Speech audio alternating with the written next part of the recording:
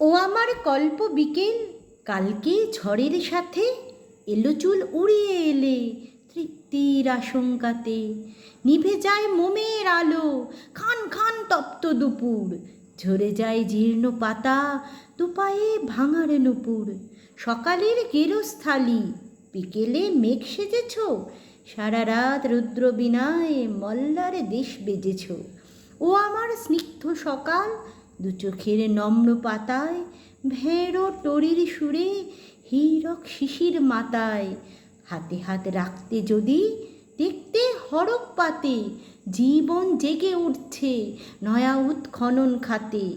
ও আমার ক্ষিপ্ত দিবস, এ ঝড় অন্ধকারে হয়তো একটা আলোয় সহসা থামতে পারে, সহসা থামতে পারে, সহসা থামতে পারে।